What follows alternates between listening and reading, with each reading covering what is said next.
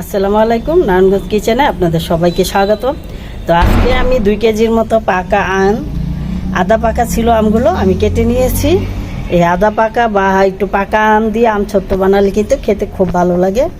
তো সেই জন্য আমি আমগুলোকে 2 কেজির মতো কেটে নিয়েছি। তো এখন আমি চুলাতে একটা কড়াই বসিয়ে দিয়েছি, আমগুলো সিদ্ধ করব। তো দিয়ে দিচ্ছি আমগুলো।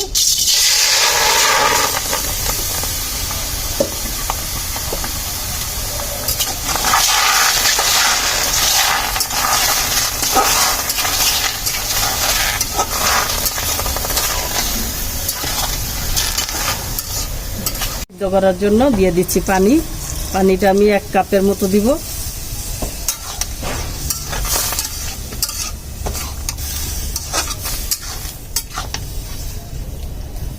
এক কাপের মতো পানি দিয়েছি। এখন এটা ঢেকে দিব। ঢেকে দিয়ে রান্না করব 30 মিনিটের মতো। তো এখন একটু নেড়ে দেই কি অবস্থা। তো আমার আমগুলো সুন্দর করে সিদ্ধ হয়ে যাচ্ছে। আমগুলো তো পাকাই ছিল, দেখুন কি সুন্দর সিদ্ধ হয়ে যাচ্ছে।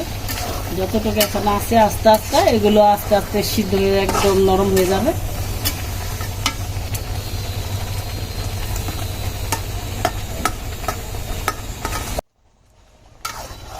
আমগুলো সুন্দর করে সিদ্ধ হয়ে গেছে। এখন একটা চালনি দিয়ে আমগুলোকে ছেঁকে নিব।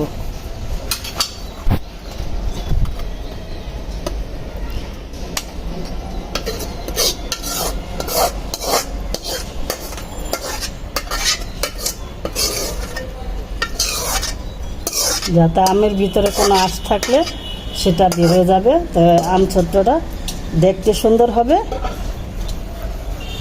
খেতেও ভালো লাগবে। আমগুলোকে সুন্দর করে চেলে নিয়েছি, সবগুলো দিয়ে দিয়েছি।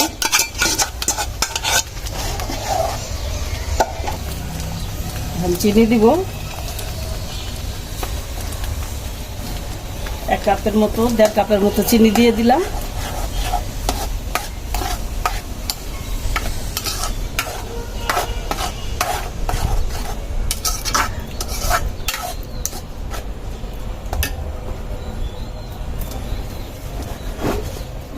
এখন স্বাদ মতো লবণ দিয়ে দিচ্ছি।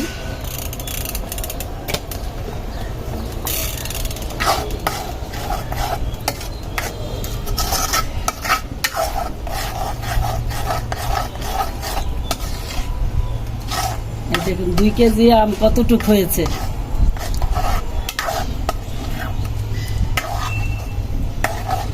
চিনি দিয়েছি, এখন বলক চলে আসছে সুন্দর করে।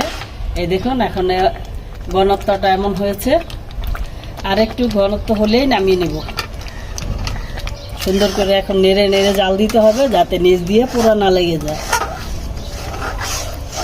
আর এই আম সত্ত্বটা আমি শুধু টক মিষ্টি বানিয়েছি, জাল দেইনি। আরেকটা বানাবো টক মিষ্টি জাল দিয়ে।